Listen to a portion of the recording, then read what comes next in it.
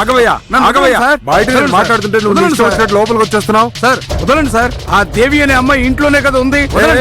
ఆగు ఆగు ఆగు వదలండి సార్, ఉండండి, నేను లోపలికి వచ్చాను కదా, మాట్లాడినివ్వండి. సీను, ఎవరితను?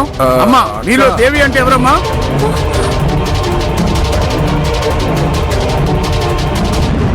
నేనే దేవిని. ఏ అవునా, ఆ ప్రెసిడెంట్ గారి కూతురు నువ్వేనా?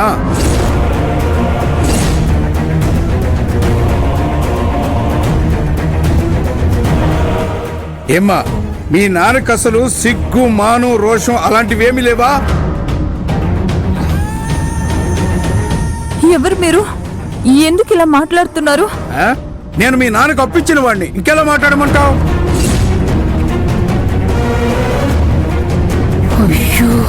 ఏమ్మా, డబ్బు తీసుకొని తిరిగి ఇవ్వడం చేతగానప్పుడు మీ నాన్న ఎందుకు అప్పు తీసుకోవాలి? ఏయ్ హలో, హఠాత్తుగా ఇక్కడికి వచ్చి అరిస్తే ఏంటి అర్థం? అనవసరంగా నా కోడల్ని ఇబ్బంది పెట్టాలని చూస్తే ఊరుకోను. ఆ తర్వాత జరిగేది వేరేలా ఉంటుంది. ఓహో, ఈ అమ్మాయి అత్తగారు మీరేనా?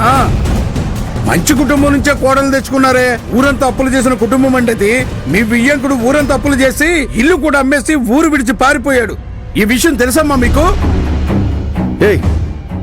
ఏంటయ్యా ఓవర్గా మాట్లాడుతున్నావు? నేను దేవి భర్తని, ఏదున్నా నాతో మాట్లాడు. రెండేలుడు గారు రండి, మీ మాంగారు పెద్ద మోసగాడని తెలుసా మీకు? మర్యాదగా మాట్లాడు. డబ్బు తీసుకున్న వ్యక్తిని వదిలేసి నువ్వు ఇక్కడికొచ్చి అరిస్తే ఏంటయ్యా అర్థం? నువ్వు డబ్బిచ్చింది అక్కడ, గొడవ చేసేదేమో ఇక్కడ. ఏమయ్యా, నువ్వు వాళ్ళకి అప్పిచ్చేటప్పుడు దేవి పక్కన ఉందా, లేక సాక్షిగా పెట్టుకుని డబ్బిచ్చావా, లేక ఈమె సాక్షి సంతకం పెట్టిందా? ఏయ్ ఏంటయ్యా అనవసరంగా మాట్లాడుతున్నావు? ముందు ఇక్కడి నుంచి వెళ్ళిపో.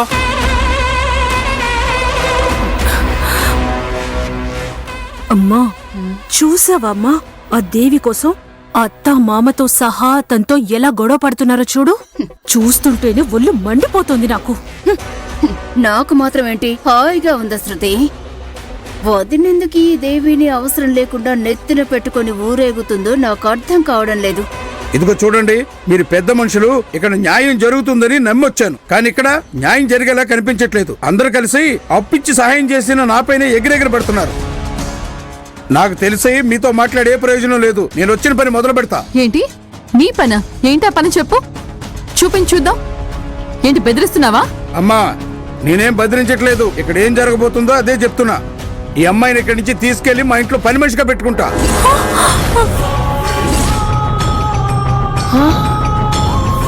మీరు మీ వియ్యకుడికి సమాచారం అందించి నాకు డబ్బు ఇచ్చి ఈ అమ్మాయిని తీసుకెళ్ళమనండి.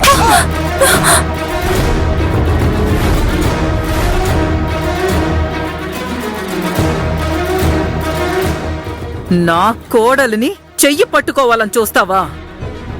తను నా ప్రాణం. తాకి చూడు, ప్రాణాలతో తిరిగి వెళ్ళవు. నా భార్యని తాకావంటే చంపేస్తాను, జాగ్రత్త.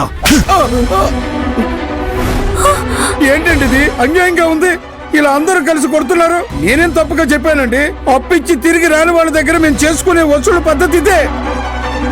ఒక పని చేయండి, ఈ అమ్మాయిని నేను ఇంటికి తీసుకెళ్తాను, మీరు వాళ్ళ నాన్నకి చెప్పి ఈ అమ్మాయిని తీసుకెళ్ళమనండి. Shut up! తన పేరు చెప్పడానికి కూడా నీకు అర్హత లేదు.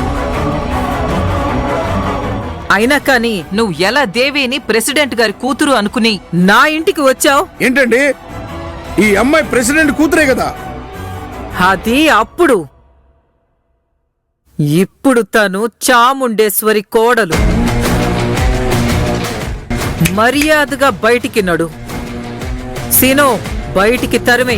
ఏయ్, అక్క చెప్తుంది కదా, బయటికి రావయ్యా. బయటికి రావయ్యా. మేడం, సార్, సార్, నన్ను వదలండి సార్. Madam, madam, please. ఏంటది? కమగే. మేడం, మేడం, నన్ను క్షమించండి మేడం. అలా రా దారికి. మేడం, కోపం లేదు, తప్పుగా మాట్లాడేశాను మేడం. ఈ సిటీలో ఎవరిని అడిగినా మీరు మంచివాళ్ళని చెప్తారు మేడం. లక్షలు వీళ్ళ నాన్నకు అప్పించి నేను చాలా మోసపోయాను మేడం. ఆయనేమో డబ్బెగ్గొట్టి ఊరు విడిచి పారిపోయాడు మేడం. ఏం చేయాలో తోచడం లేదు మేడం. నాకు పెళ్ళం పిల్లలు ఉన్నారు కదా మేడం. నా కుటుంబం గురించి కొంచెం ఆలోచించండి మేడం. డబ్బు రాకపోతే నా కుటుంబం రోడ్డున పడుతుంది మేడం. ఎలాగైనా డబ్బు వచ్చేలా చెయ్యండి madam. Please madam, please madam. ఇది మర్యాద పూర్వకమైన మాట. ఉండు, ఆలోచిస్తాను.